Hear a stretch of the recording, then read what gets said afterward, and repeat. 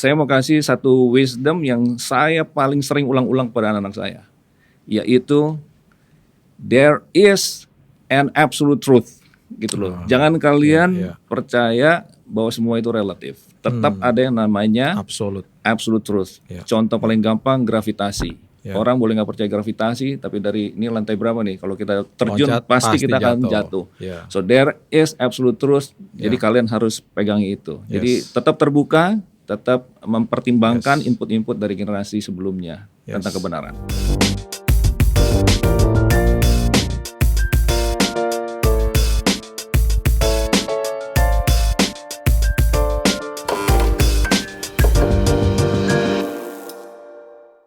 Sahabat Kopi, hari ini kembali lagi dengan saya Billy Lantang dengan tamu yang sangat istimewa, my brother Yusak Kancana. Hari ini kita akan berbincang-bincang melanjutkan apa yang kita bicarakan dengan Richard Buntario tentang bagaimana menjadi bijak memilih konten-konten yang ada pada saat ini. Bagaimana mendidik anak-anak kita untuk supaya memilih konten yang bijak dan supaya menjadi generasi yang bertanggung jawab. Sebelum kita mulai, di depan saya ini ada kopi Bali Kintamani. Bro, apa kabar bro? Baik. Ini kopi Bali Kintamani ini tumbuh di lereng Gunung Batur di Bali. Ketinggian 900-an lah gitu ya. Sifatnya Arabica. Ya oke lah, lebih keras daripada Flores kalau menurut gue.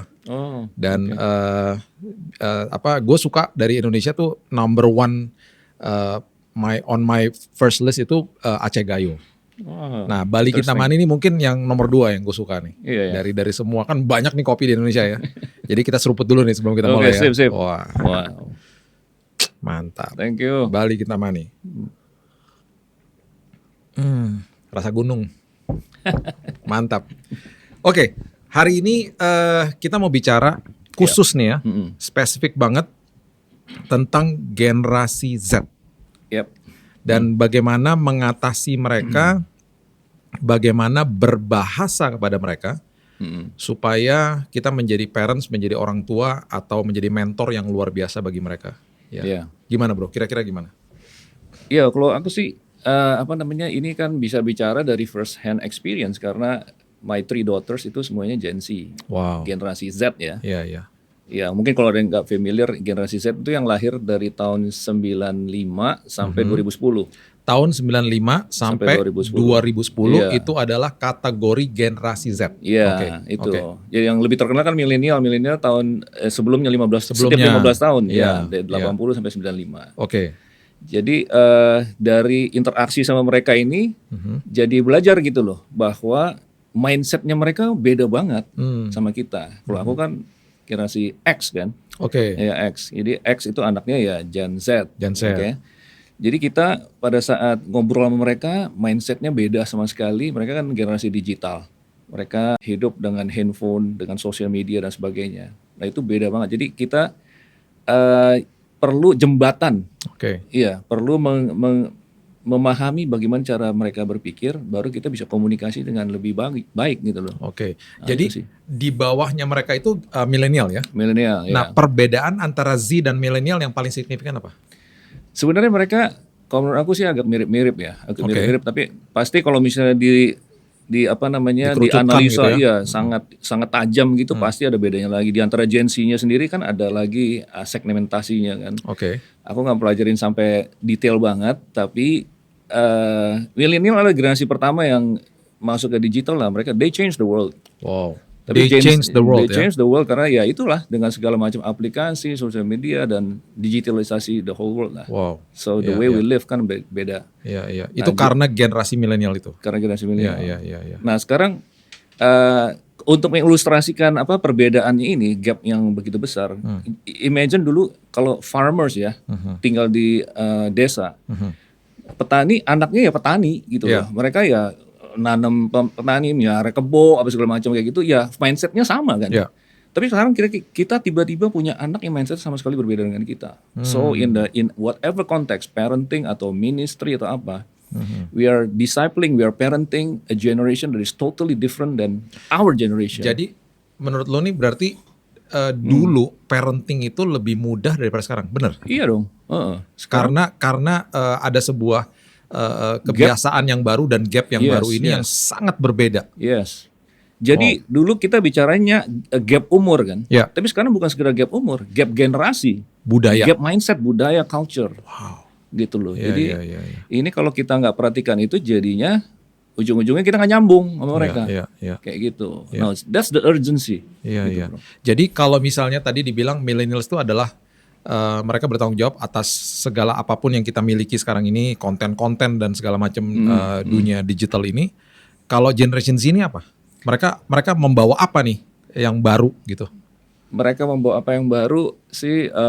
Menurut aku amplifikasi daripada apa yang sudah dimulai oleh generasi milenial.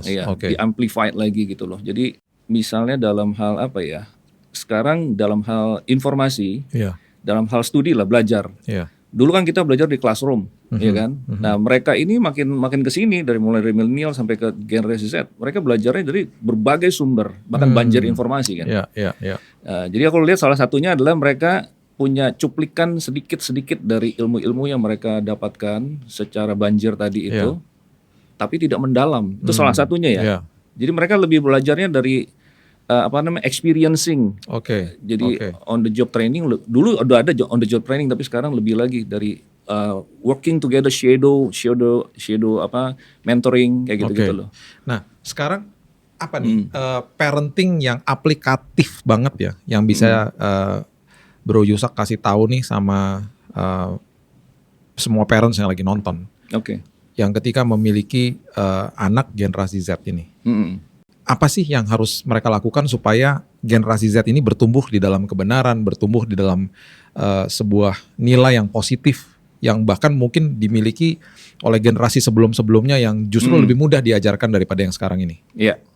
Kalau menurut aku gini, istilah kerennya itu we need a new starting point. Kalau mau bicara dengan mereka, starting point-nya jangan dari apa yang kita anggap penting.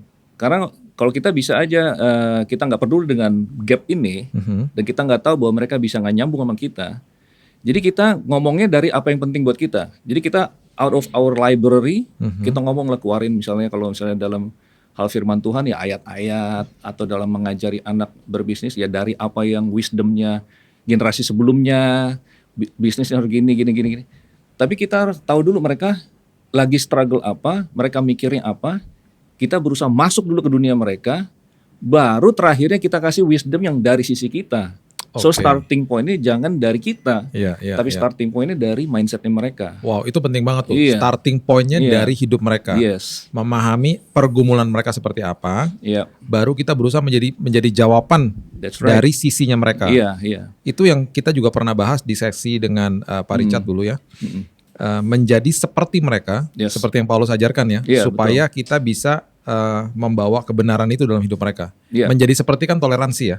Kalau menjadi kan kompromi ya. Jadi itu yang harus kita lakukan dulu. Kalau bicara soal konteks Paulus, kita harus melihat waktu Paulus ngomong dengan orang yang mindsetnya nggak sama dengan dia. Karena kalau kita lihat misalnya kisah para rasul, itu ada banyak khotbah-khotbah, tapi banyak khotbah yang kepada orang Yahudi juga. Jadi paling nggak mereka punya pemahaman tentang Hebrew Bible kan, atau ayat-ayat firman. Tetapi kalau kita mau lihat Paulus berbicara dengan orang yang mindsetnya sama sekali berbeda, mau tidak mau kita ke Kisah Rasul 17. Itu waktu dia bicara dengan orang Athena, orang Greek. Mereka nggak tahu siapa Yesus, mereka nggak tahu siapa bagaimana firman Tuhan, Hebrew Bible mereka nggak tahu. Nah Paulus ngomongnya nggak langsung ayat, tapi dia ngomongnya tentang Allah yang tidak dikenal, tentang mereka membangun kuil-kuil, kenapa Tuhan, pokoknya dari mindsetnya orang Greka. Gitu. Baru terakhirnya dia bicara tentang kebangkitan orang mati. Gue jadi pengen baca Kisah Rasul 17 nih nanti. Oke, itu keren tuh. Oke, jadi dia langsung cari tahu masalahnya apa, dia mulai masuk dari situ. Mulai dari mindsetnya dia. Oke. Lalu kan connect nih. Nah, kenapa kita bicara dari mindsetnya orang itu dulu, mindsetnya dari Gen Z dulu misalnya dalam konteks ini. Supaya kita connect dulu.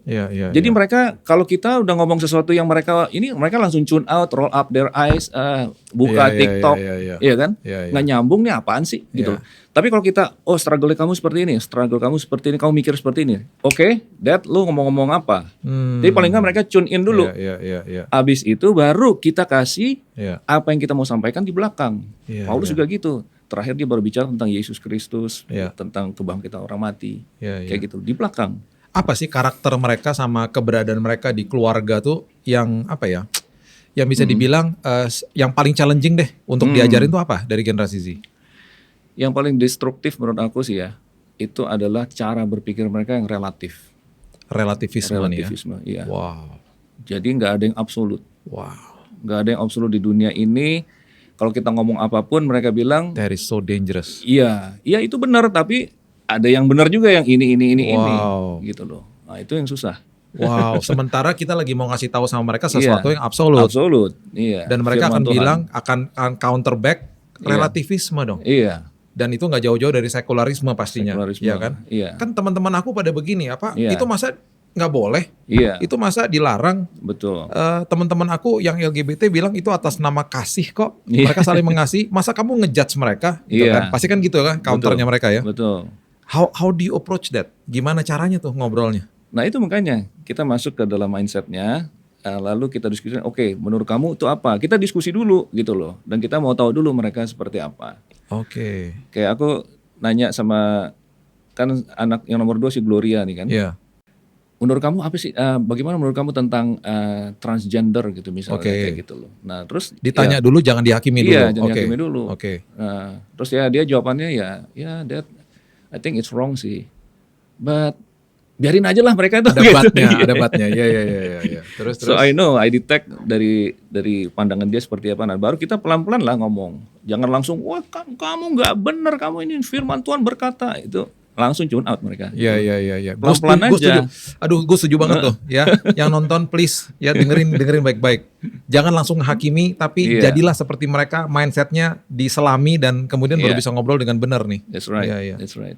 Jadi selain new starting point, poin keduanya adalah new attitude. Nah, new attitude ini adalah yang jangan ngejudge. Iya. Jadi kita harus lebih embrace sambil kita tetap berpegang pada kebenaran itu sendiri. Iya. Gitu loh. Jadi ini bicara soal perannya orang tua dong dalam hidupnya mereka. So kita harus hadir, kita harus mengerti pergumulan mereka seperti apa. That's right. Kita harus mengerti dunia mereka seperti apa. Kita mulai ngobrol sama mereka, menyelami dari pergumulan mereka. Yes, gitu kan? That's right. Tidak bisa masuk dalam dunia mereka dengan menghakimi dan kayak shove it at your throat gitu ya, istilahnya ya, langsung dijejelin sama kebenaran yang memang absolut sih, kebenaran yang kita pahami. Tapi nggak bisa dijejelin dengan pakai cara seperti begitu. Akhirnya ujungnya ditolak sama mereka. Betul. Benar ya? Iya. Oke. Mereka tuh nggak suka di lectured gitu. Oh, ini another note nih. Mereka tidak suka di lecturing. Nggak suka mereka, ya. Itu gue paham dan gue setuju banget. Memang nggak boleh tuh gini-giniin anak, harus dirangkul memang. Dirangkul, jalan bareng. Yes. Jadi insight itu dari samping. Jangan dari begini, apalagi dari atas ke bawah gitu loh. Iya. Ini kalau bagi gue, ini hukum Taurat, ini kasih karunia. Benar kan? Iya. Betul dong. Iya. Bukan hanya kepada anak juga ya, kepada siapapun ya. Mau kita lagi mentoring, mau kita lagi sebagai pemimpin di gereja dan segala macam, atau di kantor gitu ya, kita dengan cara itu pasti akan lebih efektif. Betul, ya? Betul banget. Dari semua generasi, semua orang-orang yang kita mentor gitu ya dalam hidup ini. Cara yang paling efektif adalah menjadi seperti. Kayak kita ngomong sama anak kecil kan gini, halo, kan kita gitu ya, pakai kayak gaya gitu ya. Dan itu kan bukan berarti kita jadi anak kecil, kita menjadi seperti anak kecil supaya nyambung. Ya. Betul banget bro. Ya. Jadi selain itu apa lagi challenge-nya Generation Z? Nah mereka ini gini, pertama tadi mereka berpikir relatif, terus mereka juga agak kurang respect sama yang namanya otoritas.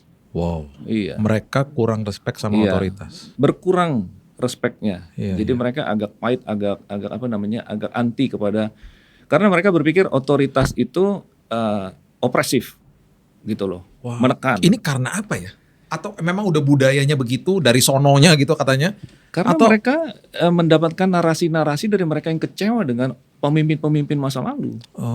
Karena pemimpin banyak yang gagal, organisasi gagal. Ya hierarki itu menekan dan kemudian ada korban-korban ya, quote in quote menurut mereka korban. Nah ini korban-korban ini mulai berbicara, speak up.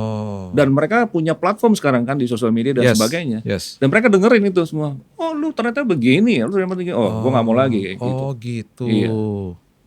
Karena mereka melihat narasi-narasi dari mungkin generasi sebelumnya yang sudah merasa diopres sama Pemimpin-pemimpin baik itu orang tua, pemimpin di negara mungkin atau di tempat pekerjaan. Betul. Mereka lihat itu, mereka bilang not me. Yes. Gue nggak mau nih kayak begini. Dan mereka mulai antipati, walaupun belum tentu mereka diopres, mereka udah gue nggak mau tunduk sama lo. Mereka udah mulai begitu tuh. Betul. Wow. Contoh paling gampang itu di Amerika kan selalu dibilang founding fathers-nya itu orang anak-anak Tuhan, hamba Tuhan, konstitusinya adalah firman Tuhan. Ada apa namanya Thanksgiving karena mengucap syukur, ya panen pertama kayak gitu-gitu loh. Mereka mendapatkan freedom dari oppression daripada monarki di Eropa gitu kan. Tapi mereka bilang begini, lu bilang semua ini kebenaran, firman Tuhan segala macam. Tapi kan lu memperbudak orang hitam. Dan lu bunuhin orang-orang Indian. Ribuan tanahnya lu rampas. Jadi sekarang makanya BLM kan, Black Lives Matter itu they speak up. Lu berani-berani which is benar juga, sejarahnya ada benar. Juga. Nah, makanya itu the failure of the leaders.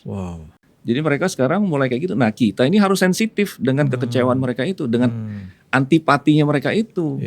Makanya jangan begini-begini, gitu loh. Jadi karena kita pun meskipun kita punya kebenaran, kita ada salahnya dan ada kelemahannya gitu loh. Jadi relativisme, kemudian skeptik menolak terhadap otoritas, skeptik kepada otoritas. Ada lagi yang lain? Itu sih yang paling dua yang paling penting ini ya sebenarnya ya. Jadi untuk kita menyelami kehidupan mereka, ya kita memang betul-betul berarti harus belajar seperti dikatakan tadi ya. Kehidupan mereka seperti apa, tidak bisa pakai cara pandang kita sendiri terus kita jejel-jejelin ke mereka. Betul. Dan akhirnya kita juga nggak bawa solusi bagi hidup mereka, benar ya? Iya. Wow, oke. Nah sekarang gini, kalau misalnya ya udah terlanjur nih, orang tua yang punya Generation Z udah melakukan istilahnya opresif nih sama mereka ya, dengan cara yang salah. Terus dengerin hari ini, terus kemudian bertanya, gimana ya gue ngubahnya gitu ya, untuk gue re-approach mereka lagi, deketin mereka lagi supaya mereka tidak makin jauh dari kita. Gimana tuh kira-kira? Iya, memang ini ironinya sih, kita mengklaim kita punya kebenaran dan kita memang punya kebenaran, tapi kita ada kesalahannya juga ya dari sikap-sikap kita, cara-cara kita. Nah sekarang perbaikinya gimana ya? Pertama harus dari awareness-nya dulu ya. Sekarang kita setuju gak bahwa ini sudah terjadi sesuatu nih? Ya, karena ada anak-anak yang akhirnya nggak mau ke gereja. Ada orang tua yang tadinya aktif pelayanan jadi tim pengerja lah kayak gitu, harus mengundurkan diri karena anak gue kok tiba-tiba nggak punya interest sama sekali kepada Tuhan, dia merasa tertuduh, dia mundur. Nah kayak gini-gini kan harus di hubungannya harus diperbaiki gitu kan. Nah, ya itu sih takes time dan pertama dari awareness dulu setuju juga kalau terjadi seperti ini analisanya. Dan kemudian ya pelan-pelan bagaimana merangkul. Ya di sini aku by the way tulis buku untuk itu. Ada analisa ini dan juga ada beberapa rekomendasi kan tentang ya salah satunya tadi engaging, interaksi. Ya kita jadi friend sama mereka. Minta maaf pastinya dong. Minta maaf, kan. Dan let's do it together. Gitu loh. Mungkin yang paling susah minta maafnya kali di awal ya. Kan banyak orang tuh merasa gue udah paling benar kalau gue minta maaf nanti gue makin direndahkan sama mereka. Itu gimana tuh menurut lo kalau kira-kira? Padahal they will gain honor, they will gain more confidence ya. Justru itu yang terjadi ya. They will gain respect, regain respect. Orang tua ingat ya, minta maaf. Dan minta maaf bukan show berarti kita lemah, tapi justru membuat kita makin direspek sama mereka. Ya. By the way, my brother Yusak ini udah menulis buku, namanya Did God Really Say? Ada dalam bahasa Indonesia dan juga dalam bahasa Inggris. Tersedia di Google Playbook. Ya, silakan diklik di situ, dibaca. Dan buku itu membahas tentang perbincangan kita hari ini ya. Dan pastinya lebih detail lagi, lebih luar biasa. Gue udah baca di awal sebelum dirilis. Ya, karena gue dimintain sama Yusak untuk endorse bukunya dan itu luar biasa banget. Gue diberkati. Ada beberapa bab yang sampai gue baca berulang kali. Sesuatu yang sangat baru bagi gue sendiri juga. Jadi yang belum baca, ayo dapatkan bukunya segera baca karena itu sangat berguna untuk bagaimana kita parenting, mentoring generasi yang sedang sedang bertumbuh saat ini gitu ya. Apalagi dari buku itu yang lo mau share yang paling penting. By the way, thank you banget udah endorse bukunya, bro. I love it. I love the book. Iya. Jadi pokoknya buku itu sih, in my opinion, is a wake up call for our generation, for my generation and generation X. Karena sekarang kan kebanyakan para leaders ya, di ministry, di gereja, adalah our generation, your Yes. generation, my generation, Yes. dan X atau bahkan yang lebih tua lagi. Yeah. Nah sekarang dengan problem intergenerational gap ini, Yeah. mereka aware gak gitu loh. Yeah, So wake up, kalau nggak, karena kita nih we are aiming at a moving target sebenarnya. Targetnya udah bergerak ke sini, tapi kita punya approach, kita punya metode masih sama aja ke sini, padahal targetnya udah ke sini gitu loh. Pada saat audiens berubah, kita kan harus adjust juga dengan audiensnya. Kita harus peduli bahwa jangan take it or leave it, pokoknya seperti ini. This is the gospel, ini Yesus, lu harus bertobat kayak gini. But kita mau gak take the extra effort untuk repackaging our message. Don't change the message. The message stay the same. It's an eternal truth. Tapi caranya, metodenya, mindsetnya, culture-nya itu disesuaikan dengan audience. Dengan kepedulian bahwa message kita akan sampai kepada mereka. Kalau kita cuman begitu aja pokoknya take it or leave it, nggak sampai, kita nggak peduli juga. Oh mereka yang salah sih, nggak punya kerinduan akan Tuhan, nggak mengalami Yesus, gitu loh. It's our fault. Itu justru kalau kayak begitu makin menimbulkan gap yang makin besar. Makin besar, nggak kena. Oke. Yusak, pesan-pesan kepada para orang tua. Sebelum kita tutup segmen ini, pesan-pesan yang penting dan pastinya mereka juga harus segera dapatkan bukunya untuk membaca lebih detail lagi. Tapi paling tidak pesan-pesan yang penting untuk supaya kita bisa menjembatani nih generational gap yang terjadi pada saat ini, khususnya menanggapi pikiran mereka yang sangat relatif dan juga tidak mau diberikan otoritas dalam hidup mereka. Ya teman-teman parents dan pastors ya, karena buku ini saya tulis dengan target parents dan pastors juga. Saya tujuan saya adalah memberikan satu pemahaman tentang contextual intelligence, itu istilah kerennya, kecerdasan kontekstual. Nah kita ada banyak intelligence yang lain kan, termasuk emotional intelligence dan sebagainya. Tapi ini konteks itu kita perlu juga. Nah konteks dalam hal ini adalah generasi Z, konteks anak-anak kita, konteks kaum muda sekarang. Nah kita mau nggak mengakui, ini ada banyak kaum muda meninggalkan gereja, udah nggak ikut Tuhan lagi, kecewa dengan orang tua, memberontak dan sebagainya. Itu adalah part of cultural shift ya. Ini sebenarnya mendunia loh kayak gitu loh. Dan kita udah sampai ke sini gitu loh. Jadi ini kalau kita mau akui itu, maka kita akan berubah. Nah kalau kita nggak berubah, we are losing ya. Karena ketidaknyambungan itu bisa makin parah. Dan yang saya khawatirkan, as much as I believe Tuhan akan memberikan revival, Tuhan akan tetap melawat umatnya di bangsa kita. Tapi jangan sampai ini mengikuti tren seperti Eropa yang udah kosong. Amerika sekarang, tahu nggak, Barna udah bilang itu sudah mencapai titik irreversible decline. Jadi bisa terjadi kayak orang, nggak bisa dibalik lagi. Ini bisa akan terjadi seperti Eropa. Korea Selatan juga sudah mengalami losing the entire generation Z. Mereka working very hard to regain untuk merebut kembali. Nah sekarang Indonesia, saya mendeteksi itu terjadi juga. Nah mau nggak kita sekarang para parents, para pastors, para pelayan, pejuang generasi, can we take the extreme measure to change our method supaya kita bisa reach out kepada mereka atau membawa mereka kembali. I believe it is possible by the grace of God. Itu aja. Dan pesan untuk Generation C yang sedang menonton? Saya mau kasih, kalau Gen Z ada yang nonton ini, saya mau kasih satu wisdom yang saya paling sering ulang-ulang pada anak-anak saya, yaitu there is an absolute truth, gitu loh. Jangan kalian percaya bahwa semua itu relatif. Tetap ada yang namanya absolute truth. Contoh paling gampang, gravitasi. Orang boleh nggak percaya gravitasi, tapi dari ini lantai berapa nih? Kalau kita terjun pasti kita akan jatuh. So there is absolute truth. Jadi kalian harus pegangi itu. Jadi tetap terbuka, tetap mempertimbangkan input-input dari generasi sebelumnya tentang kebenaran. Wow, luar biasa. So, sahabat-sahabat kopi, ingat bahwa ada banyak negara-negara yang sudah kehilangan Generation Z. Jangan sampai itu terulang. Kita sudah belajar dari apa yang sudah terjadi, dan ini adalah sebuah pelajaran yang sangat luar biasa. Dan kita sudah mendapatkan resources yang luar biasa. Pastor Yusak ini sudah menulis buku ini dengan research yang bertahun-tahun bahkan dan menghidupinya. Itu sebabnya segera dapatkan bukunya bagikan kepada pemimpin-pemimpin, keluarga-keluarga, parents-parents yang lain, supaya kita mengerti, supaya kita membaca dan kita bisa mengubah sejarah dan bahkan memenangkan Generation Z. Ya, itu pesan dari saya. Dan sebelum kita tutup, saya mau mengundang semua UMKM yang mempunyai usaha kopi.